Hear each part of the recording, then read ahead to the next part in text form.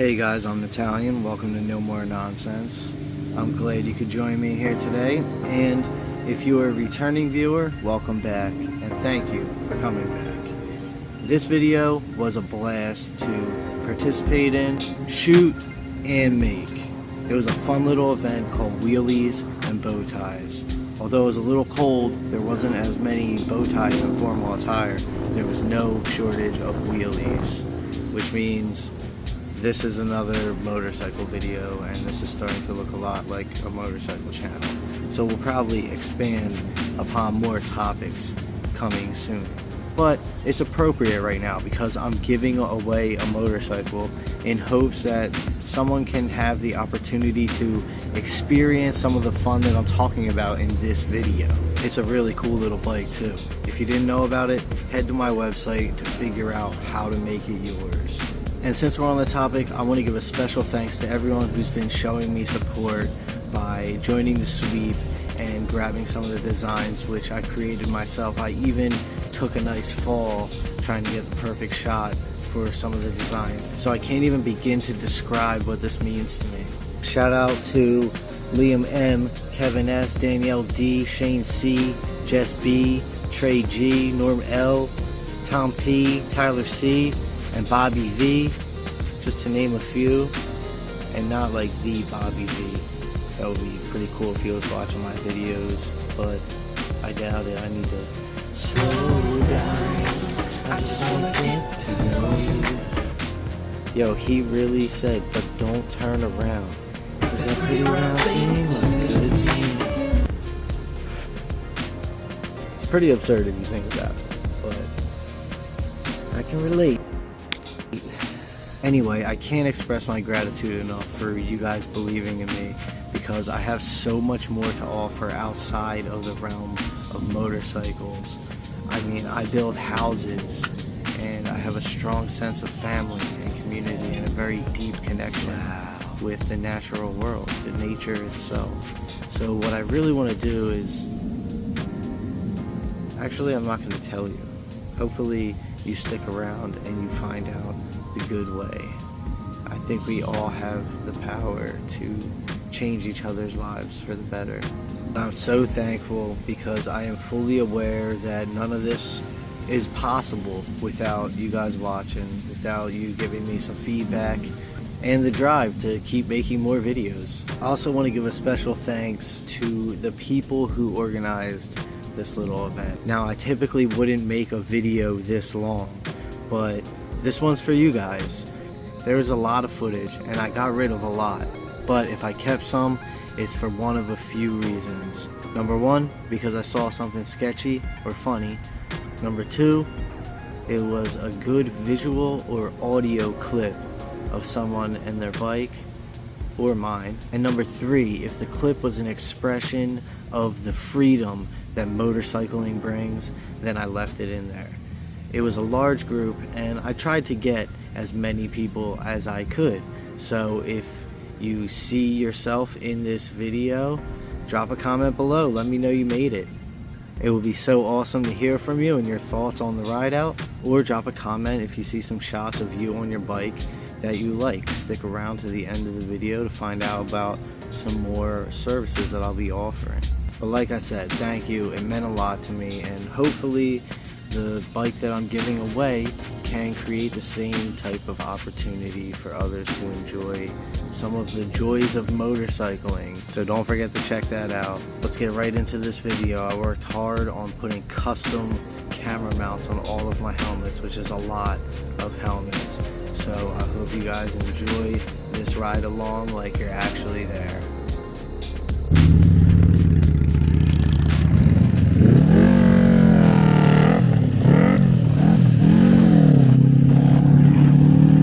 Welcome to Wheelies and Bowties, York, PA, May 2025. I didn't feel the need to rush the production of this video because it's really no fun watching something that you've just done recently.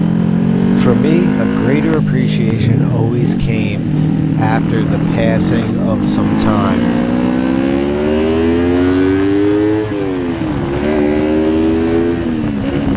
And all too often, when I would watch videos that I produced before I started posting on YouTube, I would come across little moments and even some funny dialogue that I completely forgot about until I saw the video clip. And then I get to relive that moment and enjoy the laughter all over again, and it feels fresh. Familiar, but fresh. Only after some time. Looking good there, buddy. I tried twice now. I don't got it on the Grom anymore. You'll get it. Some of you might remember Dan from some of my other videos, and it was his idea to buy these little bikes together. You can catch an incredibly short backstory in the build video of my bike by clicking in the upper right hand corner of this video. Actually, you definitely want to check that out. You can get some great ideas on how to build a fast Grom for less than it would cost to buy a stock one. But I'll tell you how it went anyway. Dan says we should get Groms. I'm like, nah, they're too slow.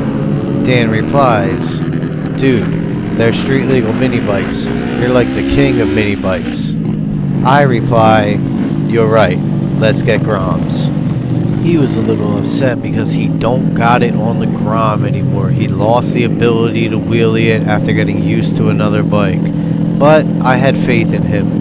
I think I had more confidence in his ability to relearn than he did in himself. That's why I told him and would tell him all the time, you'll get it.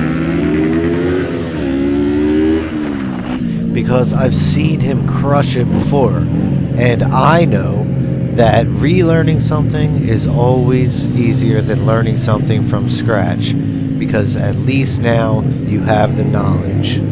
I knew that it was only a matter of time before he got the feel for it again, and that's all he needed to do. And now, as I edit and voice over this video, he's pulling one-hand wheelies and working on clutch cruising. And you know, there's a beautiful little lesson to be learned there.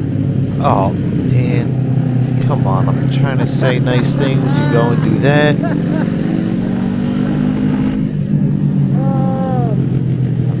I think you splashed that guy. Alright, maybe I'm no better for laughing, but I can't help it. I laugh at almost everything, and I'm a happy guy. I laugh a lot. But what I was trying to say is to be that person, be that friend who picks people up and believes in their friends. Because then you can say, I told you so. No, that's not the lesson. Just don't be one of those people who puts people down. There's plenty of those out there, and at the end of the day, nobody remembers their names. Providing encouragement to those around you can help build stronger relationships. Dan can't ride like me, but I can't wheelie like him. We have fun in different ways, but at the end of the day, we're having fun together. Isn't that just so sweet? You see that guy, Orange Grom? We had a little connection. Maybe he likes my bike, I like his bike. I know one thing's for sure, we're both having fun.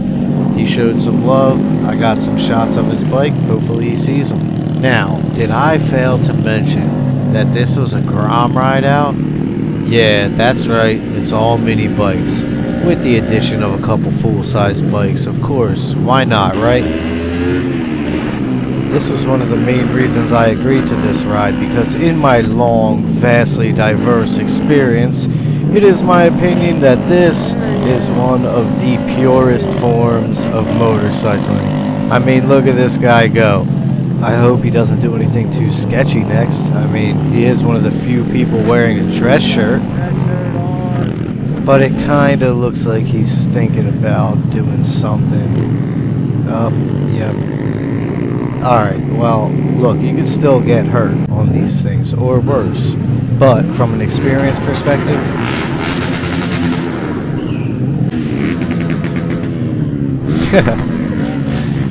this is one of the best forms of riding. For a number of reasons too, but my favorite being is that it eliminates, not completely, but nearly eliminates the worst kind of rider. The guys with the feeble little mindsets that have been convinced by others or themselves that having the biggest or fastest bike somehow makes you cooler than someone else. These are usually the same people I mentioned earlier who put people down, saying things like, "What are you doing riding that slow 600? 1,000 cc's or more? Why you riding on those little chicken strips? You need to get a real bike," or "I started on 1,000 cc's. My reply would be, "Well, you sound like the type of guy who only has one bike." "Well, when you have a real bike, this is all you need." "Ah, loser only has one bike. Look at that loser." I'm kidding, that was a joke. One bike can't be enough. But for real, what I really gotta say is shut up, dude. Nobody cares what you have to say. Fundamentally, you don't even make sense. The all-knowing motorcycle rider who only rides one type of bike because they're the fastest. Anybody who has any type of knowledge already knows that you couldn't fill the leotard of a baby girl's baby doll's gymnastics uniform with your baby. Really, for real. And they spread through the motorcycle community quickly because a lot of noobs come in and might admire a bike without considering the type of person that's riding it, and will later, sometimes unknowingly, project that image or attitude onto themselves. Humans are weird like that, and I've always been interested in their psychology. I take note of many things. So, if you're new to this activity, or new to any activity, do yourself a favor and don't listen to these types of people. If you ride a large displacement bike and you don't think there's anything you can learn from riding a smaller bike, or if your first reaction isn't to educate a curious newcomer about the risks of that power level and the skill required, then you're not a real rider. I'm staking that claim and I'm sticking to it. And you don't have to do it in a pompous or stuck-up way either, like only riders of my skill level can operate a bike like this. Humble yourself. You could say something like, "I'm an experienced rider and this bike's a lot even for me," even if it's not, and then talk them into starting on something smaller, because all of the most experienced riders know the most intricate and technical skills are learned on smaller bikes and then later applied to bigger bikes. So if you're bragging about starting out on a 1,000cc or higher bike, sit down, snowflake. You just sound like a doofus to any experienced rider,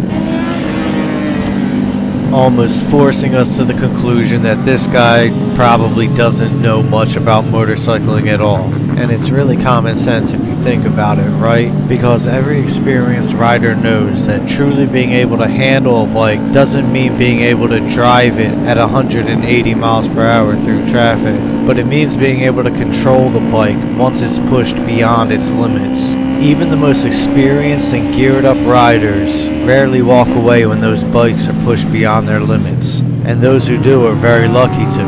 So obviously someone who started out on a bike that fast isn't learning the necessary skills at those limits. The skills to keep you out of a bad situation, and most of us already know that those skills are learned on a smaller, slower bike that reaches its limits a lot sooner at a more manageable speed that allows you enough margin of error to develop your knowledge, but more importantly, your muscle memory and how to make the proper corrections when the bike reacts a certain way. It's not until you push a machine past its limits that you learn that, and it's not until you push a machine far beyond its limits that you really begin to understand how to control it. The funny thing is that small bikes react the exact same way as bigger bikes. Whether I'm on my 70 or 600cc, the bikes do the same thing when they're pushed past their limits, requiring the same type of correction.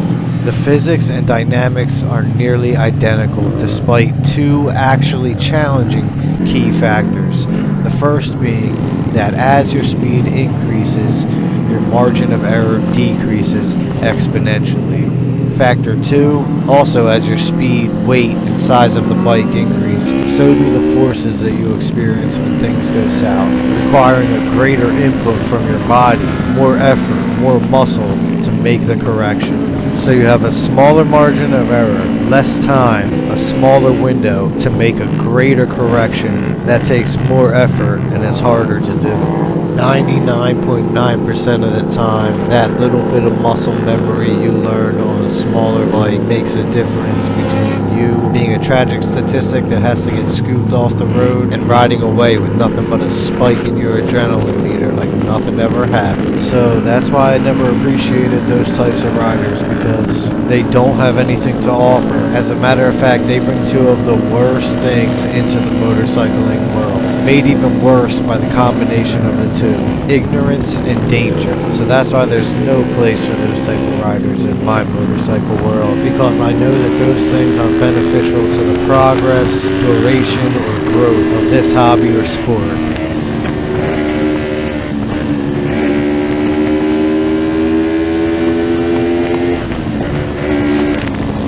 I know I'm gonna get some backlash and flack for this, like, we do it for the thrill and you don't know why we do it, and a real motorcycle enthusiast knows there's a place for every rider. Man, I got a small PP.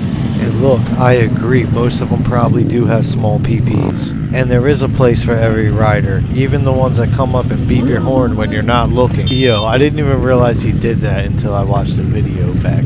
I was wondering why that purple guy was looking at me. Anyway, I was saying I do agree, there is a place for every rider. Unfortunately, for the type of guys I'm talking about, that place is usually found after the fire company hoses them off the road or peels them from the tree that they were trying to cut in half with their body. Don't play around with your life, guys. I hope this never happens to you or anyone you know, but if you still disagree with me, and if you ever find yourself at a ceremony saying goodbye to somebody you cared about because of a motorcycle accident, I want you to focus on their mothers, fathers, sisters, brothers, your best friends, all the people that showed up, and focus on the pain that you're feeling from losing that person. And then think about all the people who love you, who would miss you, and then come to me and tell me if you still think this grandiose, only live once lifestyle is really worth it, you little shit. Now I know I'm being hard on you, but it's because I love you, and I want you to have fun and be tough. Like this guy, look at him, he's having more fun than everybody on a little Honda CRF. Crushing it, bro, crushing it. You want to know the coolest thing? That in a ride like this, you don't need to worry about any of that stuff that I was talking about. Everyone's riding mini bikes. They're all about the same speed, and how fast are you really gonna go? And although you can still get these bonuses, it's not about any other factors like speed or sound. It's about the freedom of being on two wheels, or one in this case. Look, I'm a nice guy. If you think I was too hard on you earlier, I'm not sorry. I just tell it how it is. And sometimes the truth hurts. It's time to choke back those tears and be a man. Not by trying to be or thinking that you're better than anyone, but by providing, sharing, and passing on knowledge and wisdom the way real men do. If you still disagree with me, it's simply because life hasn't kicked the shit out of you enough yet. And if you don't humble yourself, it'll never get the chance to. There's plenty of good reasons I said what I said. Although I have the opportunity to participate in these rides quite often, they usually take place in the city, Philadelphia, and based on the crowd that it attracts, I honestly have no interest in taking part in any of it. A lot of those guys they just do too much, okay? And I'm just way too chill for that. But it's not just them, it's a combination of the way the city streets are oriented and the way other cars drive. It's just not for me. I've seen and been through enough on motorcycles to be a part of that anymore. I lost a lot of people, like a lot, double digits, in a very short period of time to these motorcycles. And for a while it became a solitary activity for me. I would still go out occasionally, find my way into the woods, get lost for a little while, come across some others, and just keep it moving, you know, but I wasn't riding as much, and when I did, I was like the lone wolf. Once I had found out that some friends of mine had been riding, I started riding more frequently, and then I guess it was my turn, and I was hit on my bike and then run over. Struck down in my prime. So I had taken quite a long break from riding, and I'm still currently recovering from spinal injuries, nerve damage, and a reasonable amount of brain damage. But I survived, and I already fixed my bike, so we'll both live to ride another day.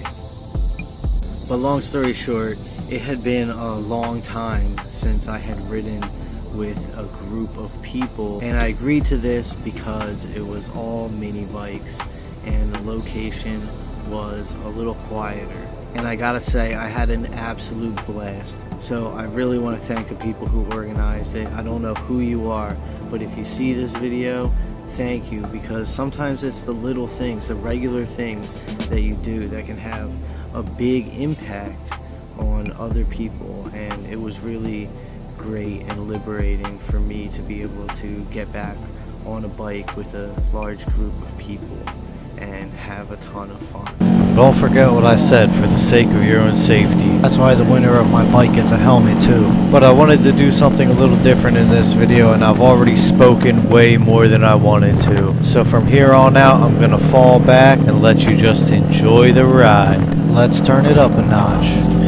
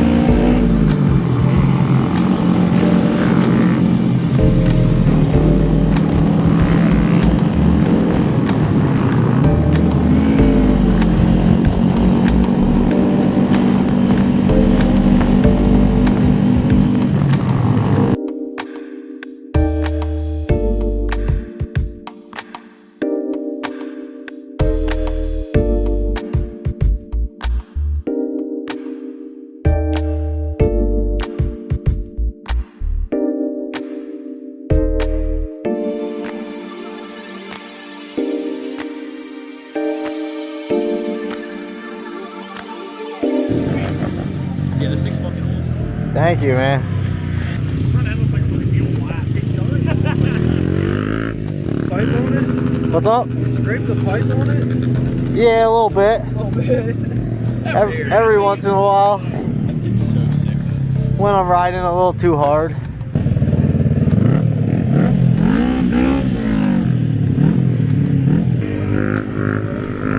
Lot of fun. Lot of fun. Alright, gentlemen, ride safe. It's nice riding motorcycles up here. There's motorcycles are real.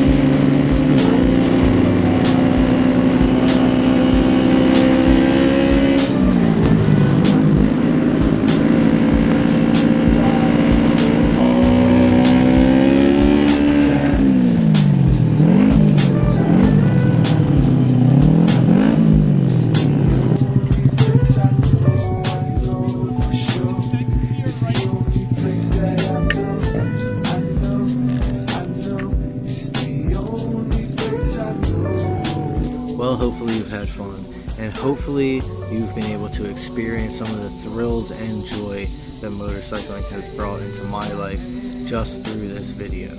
If you want to experience that in real life, don't forget to check out the sweep and show your support by grabbing a hoodie or a t-shirt. Every bit of support helps me to bring even greater offerings and greater opportunities to you guys even sooner.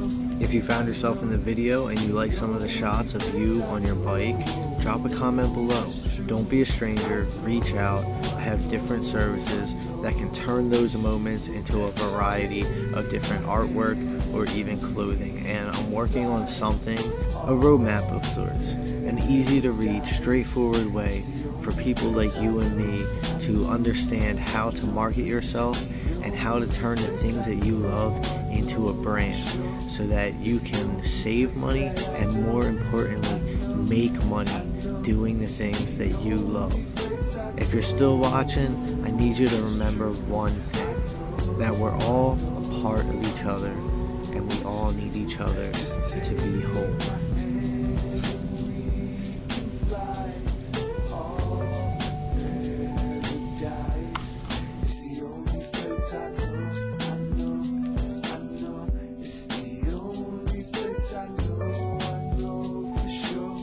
It's the only place that I know. shot.